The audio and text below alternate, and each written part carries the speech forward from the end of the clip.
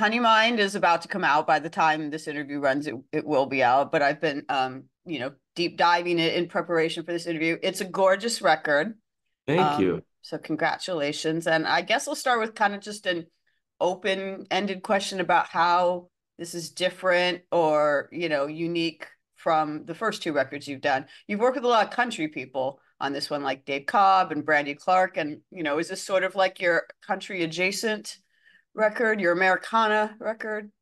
Yeah, I mean, I think when I started writing for this cycle, it was like spring of 22, so it's been a little while. And I Mm. tried to, at least when I always start kind of down the path of a new record, just not necessarily come in with like a stylistic plan and just sort of see what comes out. And I think because I'm writing from a slightly more settled place, I turned 30 while I was writing this record, and I'm getting engaged to get married. And I think just what naturally was sort of emerging was a little bit more plaintive and unadorned and narrative and sort of folk sounding and warm and Americana. And I think I loved that direction. And so once I had a few songs I really loved, I then, in a much more sort of focused manner, sought out a lot of great writers in Nashville that I've always wanted to work with who live a lot in that space, like Hilary Lindsey and Natalie Hemby and Brandy Clark, of course, who's featured on the album. And it just seemed to really fit the energy and the emotions that I was sort of living in. And I was listening to a lot of Fleetwood and Paul Simon and Yeah. James Taylor, and just loving the kind of crossroads of that sort of sound and era with like a super expressly queer perspective. I think that was a really exciting like little combination to me. I did want, as you mentioned, turning 30. That was actually something I was going to ask about. For some people, that's an exciting and happy thing. For some people, that could be an anxiety inducing thing or something that creates, I guess, a quarter life crisis or whatever. How did turning 30 affect you in good or bad ways? And especially in making this record? You've sort of touched on it, but in making this record. I think I felt really prepared for it. I think because I'm lucky enough to be in a relationship that is really healthy and happy, and because I had this album to sort of process that transition in time, and I felt like emotionally, physically ready for it. And I also started working as an actor when I was 9 years old, so I've sort of Mm. been a little bit ahead of my age group a little bit in terms of like priorities for a long time, and sort of felt like I was already in this zone for quite some time. So it feels correct to be properly in this zone. Am I correct I think I've read that your fiance now, he wasn't your understudy. He succeeded you in Dear Evan Hansen. He played it after you did that He role. did. We met several years before that. We were Oh, friends okay. doing comedy and stuff together, and then just by the universe, he ended up being the playing the role after me. Okay. I wonder if there was any kind of competitiveness there, or like, I didn't know if that's how you had met. So like that would be an interesting way to meet. A meet cute, as they say. Yeah, no, I mean it's sort of a trauma bond because that role is really a handful. So to know that we both had that experience is a beautiful thing to connect on. But no, Hmm. we sort of had a lot of a will they won't they history before we even got there. Well, why is that? I mean, you were sort of joking, but like, why is that a trauma bond? Or like, why is the role a handful? Why did you say that? It's just a super, he's filled with self-hatred and anxiety, and physically he's very tight and bent over, and he sings an inordinate amount of music, and he has a catharsis on stage. It's just like A a lot. really, it's a tall order, and it's not necessarily like the most joyful thing to perform, but it's so obviously fulfilling and a wonderful role, but it definitely takes over your life. So in that regard, when you make your own music as under your own name as Ben, do you want to kind of swing the other way, of the spectrum and not do that kind of intense? I mean, not that your music's not intense, but it is more joyful, I would say. Yeah, I think I tend to really just let whatever is actually happening to me in my life and my experiences lead the way. And thanks to Noah, a lot of that is living in a really joyful, celebratory, loving place. So a lot of Honeymind definitely lives there. But in the past, I think there's been more kind of melancholy stuff or, rageful stuff. But I do tend to love the sort of soft, introspective, romantic zone. So I read in, I'm going to look here at your press release I have up it. You had a goal of depicting loving queer relationships when you were making this record, or especially when you were making the title track. And, we're talking about that now. And, so let's tell me about this goal you had, why that was important to you, especially we're coming up on Pride Month. You're releasing this album literally the day before Pride Month kicks off. I know, what a coincidence. Um, Is it a yeah, coincidence or was that a plan? it's one of those universe things where it really aligned with the run I'm doing right now at the Palace on Broadway and the album release kind of all crossroaded in the right way.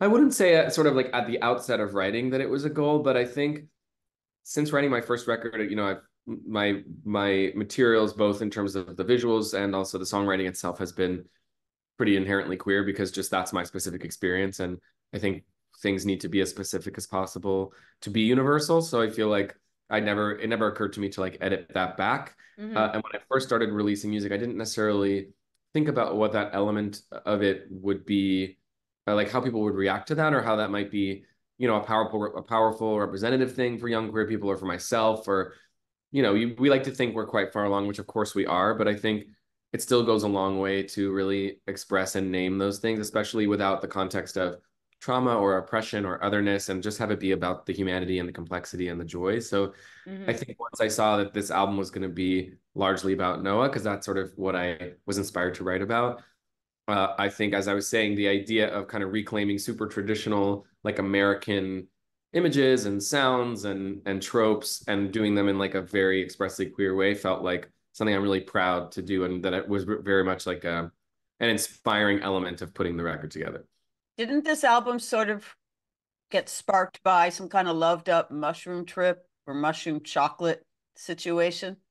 The title did, yeah. I was already Okay. working on the record, but we were talking about like we were taking a lovely hike with the help of mushrooms, and we're talking about like anxiety and the ways that love allays those anxieties. And I started to talk about like the images of what I would imagine the inside of my mind looks like you do when you're taking mushrooms. And I just thought about this image of everything being coded, everything difficult and sharp, and kind of Mm. like getting in each other's way, like stress and anxiety, blah blah blah, being sort of just like coded and made a little softer, warmer, more golden. Honey came to mind. Started saying Honeymind. Loved the phrase and the feeling of it. Wrote a song with Michael Pollock, who's a great friend and co-writer that I loved for the record. And then when it was time to pick the title, it just seemed like a really nice kind of tone poem that summed up the whole thing. Wow. So there's other songs I have a list here that because I have all the lyrics. So like there were certain songs that like stood out to me. I definitely want to ask because you're talking about like American imagery, All American Queen about this. How I read it or listened to it is about like, a queer effeminate kid in the sticks. Tell me about because some of these songs I assume are about you, but some of them seem more like story songs. Totally. Yeah. This was definitely more of like a story anthemic kind of thing. I wrote it with Alex Hope, who's a writer on, I believe, 5 songs on the record. They are also queer, an amazing writer. And we were really excited and inspired by the idea of like, these songs like Sweet Child of Mine and Born to Run and like really like, origin story, American anthemic songs. And having one that was just very particularly about, like, as you said, a super queer, effeminate young kid growing up in the middle of America. And I think the idea of like that being such an inherent part of the tapestry of being an American and makes you, if anything, more American, no, certainly no less, I think was really fun and exciting and not something I'd heard expressed. And I love the idea of giving that kind of a kid an anthem and allowing him to sort of embrace a sort of patriotism, but like turned on its head in like a super gay way. Awesome. Well, I have other questions to ask about, but since we're talking about story songs, just in real time, it dawned on me, since you obviously are a theater person, would you make a musical that was about, I don't know, about Andrew or about this kid? We'll talk about the song Andrew in a moment, or like about this kid, this all-American queen. Like, have I you have you done that? I'm sorry if you haven't, I don't know, but have you thought about doing a musical where you write the book for it?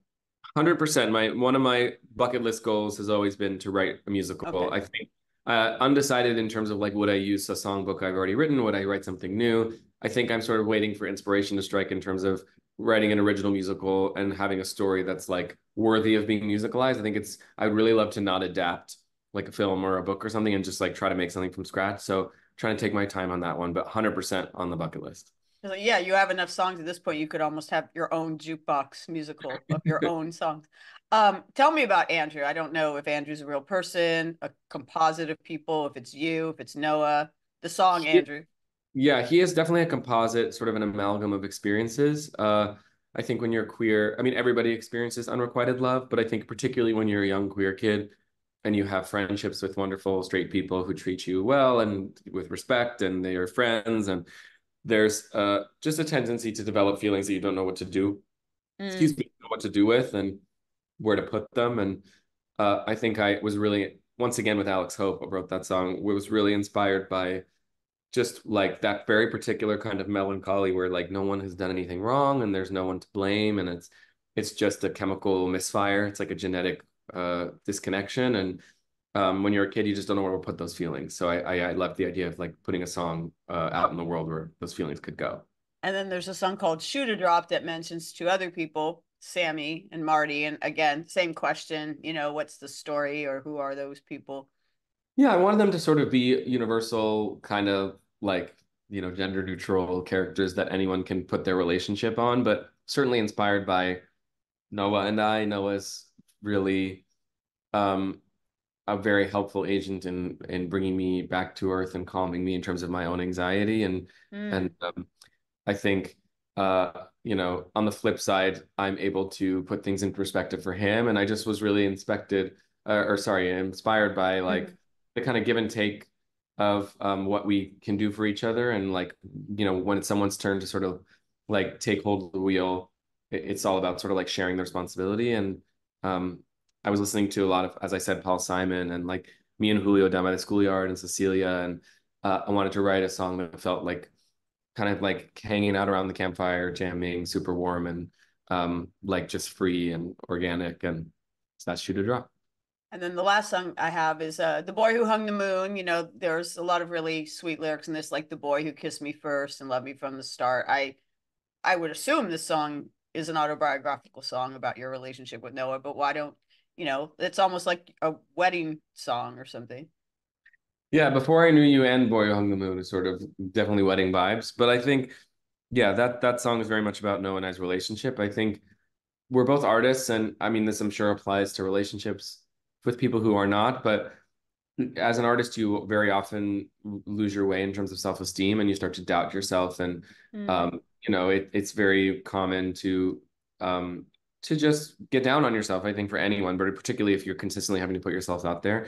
And it's happened to me, it's happened to Noah. And one of my favorite things about our relationship and the things I'm most grateful for is that we can help each other to see one another through our eyes. And when he's feeling low or when he's not having faith in his abilities and in his specialness, I can remind him the way that I see him and all he does for me, and try to get him to see what I see, and vice versa. When I'm scared of going on or doubting my music or whatever it may be, he can, remind me the way that it hits him and the way that he sees it. And just wanted to write a song about the ability to like lift your partner up.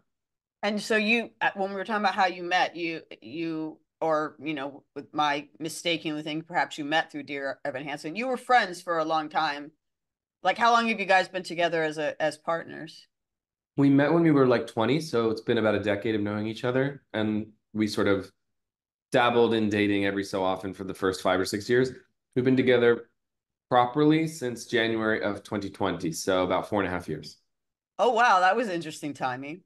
Yeah, I know, right? It was a Like, very universe intervention once again. It was like make or break for everyone, I think, that time. So for us, it was exactly what we needed in the sense that we had nowhere to hide, and we had no excuse but to focus on each other and really put it under the microscope and see, is this really it, or should we just resign to being friends? And it turns out that this was really it. so did you like immediately, I don't know, I guess go into lockdown again? A lot of couples did. Like if they started dating right before the pandemic, it was like, well, I guess we're gonna live together or we won't see each other kind of thing. We spent the first couple of months a long distance, and then he came to LA to live with me and my family for what was supposed to be a few weeks and ended up being like 3 or 4 months. So he really did dive right in with all my siblings and my parents, and Oh. living in a really intense and intimate kind of situation that all of us obviously were experiencing for the first time. And that was the time where I fell the most deeply in love with him, just seeing him acclimate so easily and embrace everybody. And I was like, I know it's hopefully, God willing, the pandemic's going to end, but I would not mind continuing to be locked away with you. When are you guys getting married? Do you have a We're date getting set? in the fall. Yes, we have in the fall here in Brooklyn. What's your wedding gonna be like? Do you have it all set, planned? A lot of Jews, a lot of dancing. we're very hell-bent on the right playlist and the right energy in terms of the dance. I think that the sweat and dance level is the main measure for us of the success of the wedding. And 100%. Noah's much more the aesthetic and culinary forte person, so I'm sure it will look and taste very good. And I'm much more of a yes man for that. Sounds like you guys do have a good dynamic, good Yeah. complementary dynamic between you. I'm curious because you said that before you guys got together in January 2020, you'd dabbled in dating, I guess. What made it right? You know, was it just an age thing or where you were in your lives that, you know, like you mentioned, recently turning 30, like what made it right that this time it, I guess, stuck, I guess is what I'm trying to say. Yeah, I think all the above. I think it was largely me that needed to come to my senses. I think when I was young, I had a very particular idea of what I was looking for romantically, and I thought that friendship and romantic connection really existed in two totally different planes, and that Hmm. when I was going to be attracted to someone or want to be with them romantically, it was going to be this volatile, ineffable, sparky thing I had to sort of tame and build a relationship on top of. And I think, like you do in your early 20s, trial and error, just wanted to see what was out there. And then sort of realized that, the main purpose of being with someone or spending your life with someone is because they are your best friend and you want to download with them and experience things with them, and like you actually enjoy the same things and spending time together, and you want their opinion. And but just when things happen, they don't really feel like they've happened unless Noah's experienced them or he's weighed in on them. And I think that I didn't know that this love and that spark and that attraction and romance could grow on top of this foundation of friendship. And so I was just so pleasantly surprised. And it wasn't anything I thought it was going to be in the best way. That's awesome. I mean, obviously meeting at 20, that's kind of not a mindset where you're thinking about marriage or settling down in any way. It was very lucky that we went and took our time to sow our oats. And then when we were semi-adult, we came back together and ready to do it. And then when you met, if I'm getting the timeline right, although I know you've been out to your family and friends for a really long time, I think since you were like in middle school age, you kind of recently come out like publicly around age 20. Am I correct in that?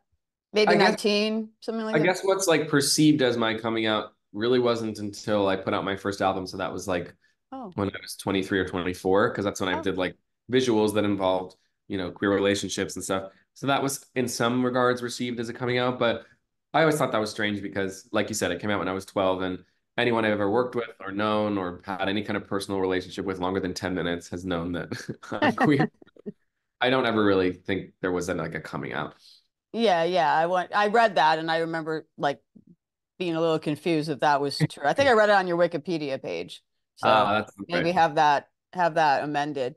But it seems like it's when you were putting out music under your own name, it was important because at your time saying that was your first album, it was kind of important from the start to lead with those sort of narratives. Totally. Like I said, I think I come from the theater, and I only really want to write music when there's something that feels either complex or emotional or intense to the point where I don't want to just talk about it. I want to musicalize it. And for me personally, just a lot of that is relationships. And so naturally, those are going to be queer experiences. And I don't see any need to shift them or edit them back from the specific experiences that they are. Of course not. Since you are from the theater, and this is something I've asked other people from the theater, I've asked Cynthia Erivo this. I've covered shows like American Idol and The Voice for a long time. And one thing that quite frankly pisses me off is when Simon Cowell, whoever the judge is, says, you're too Broadway, or that's too theater, or that's too theatrical. Really pisses me off because I'm like, what do you mean too Broadway? You mean that they can sing live and dance and do it like six, 7 times a week, like perfectly without a net? Like, how are you saying that that's a bad thing? So like, and also you have foothold in both worlds. You have foothold in like this folk pop thing you're doing of your own singer songwriter music, but you're obviously very much a theater person. Like, what are your thoughts on the fact that that is a stigma to some people that you're a broad, not you, but in general, someone's a Broadway person? First of all, couldn't agree more with what you said. Good. Um, I think it's sort of melting in a good way, like myth busting right now, that like there's this huge difference because there's so many people who are straddling both worlds, like Cynthia, Renee Rapp, myself, Sarah Bareilles. I think it's like, in the golden age, the songs on the radio and this and like the kind of the hits were the songs from Broadway, and like those singers were one and the same. And so I think that everything in a certain regard is theater. Like even pop stars who have like a more organic, apathetic point of view, or live in more of like a hip hop style, like whatever the sort of like persona that you've decided to perfect and put on and recreate in performance is to some regard theater. So like I think just because one is associated with like sometimes having vibrato or like singing from a chest voice or a belt or having polish as you perform, I just don't think it's relevant. I think it's all the same thing. Obviously, if we're talking like legit, like Oklahoma, Rodgers and Hammerstein musical theater, sure, that's a very particularly Broadway style. But I do think um, I'm happy to see the lines blur, and I think that they should blur until they disappear. Did you, when you first, I imagine this is sort of water under the bridge for you now, but when you were first releasing your first solo album, did you experience any of that kind of pushback or skepticism? Like, oh, you're a Broadway guy. What are you doing making this album kind of thing? Yeah, I mean, I think, it stylistically existed as enough of a neighbor to that kind of music that it wasn't too jarring for people. But I do think there was a bit of a like, oh, this is just sort of riding the coattails of Evan Hansen, and he's just finished this record for this album, for the show that everyone's familiar with, and so why not just make one to go along with it? Which I'm so grateful that that was like a platform to start doing this. But I do think that hopefully now, as I've had more experience as a songwriter and put out more albums and toured as myself several times now, that I've sort of created a different sphere separate from that. So certainly, yes, I think and in that initial detachment, I did experience some skepticism. And I think I've learned to just sort of embrace that, like what is particular and special about what I do, which is sort of why I'm doing sort of this palace residency in the Yeah. first place, that I do get to exist in both places and that they don't need to be proven to be independent from one another. As you were saying, they can really be symbiotic and help each other. Tell me about this Palace residency. I know that the first night, Casey Musgraves, who I adore, she surprised everyone. She came out and performed with you. She did, yeah. So I'm doing a special guest each night to Oh, come and surprise. Last night was Kristen Chenoweth, and this comes out. I'm gonna put it out on Monday. Oh, okay, great. So by Monday, there'll be Leslie Odom Jr. There'll be Noah, my partner's going to come out. Nice. My co-star from Evan Hansen back in the day, Laura Dreyfus, is going to come out. So I have lots of little tricks up my sleeve. But yeah, the residency is sort of an amalgam, as we were saying, of this new album, Honeymind, and some of my old records that I still really love, and then some Broadway covers as well. And kind of feels like the first show that I've done where I'm able to bring everything that I do together into one evening, and has been a really wonderful, special experience. That's amazing. Well, you're obviously at least a triple threat. So you do film as well. So I got to ask about this movie you're doing, Merrily We Roll Along, because if I'm not mistaken, it's literally being filmed over 20 years. Tell me, there's a movie, and I'm sorry I'm having a brain fart at the moment, but it's like that movie Patricia Arquette was in that she won the Oscar for. Boyhood, yeah, same director. It's Richard Linklater. There you Um, go.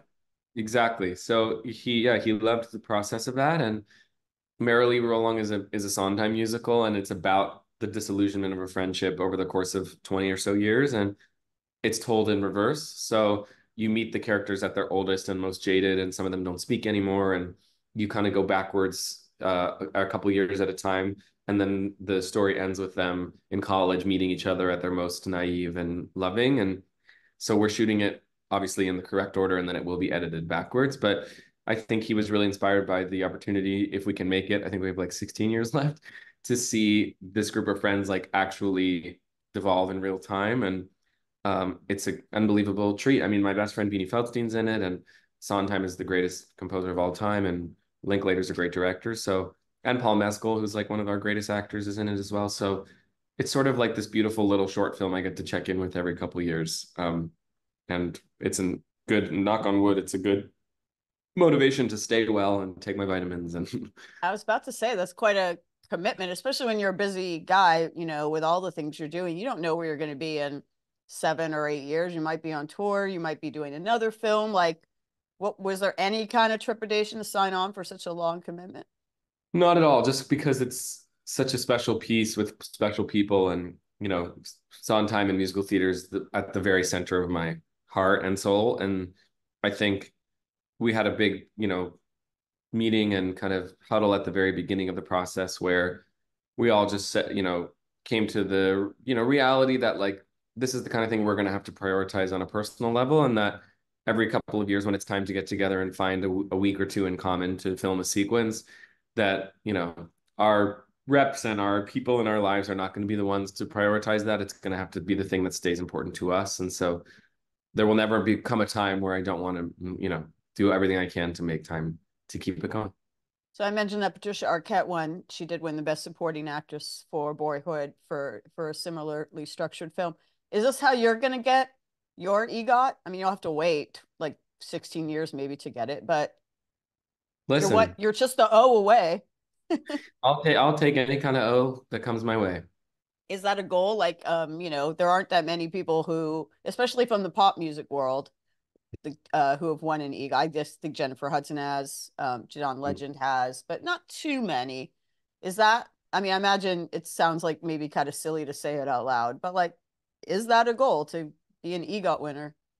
Not so much an active goal in terms of seeking out projects for that purpose, but it would of course be such a cool, wonderful thing someday. So keeping my ear open for it, I guess.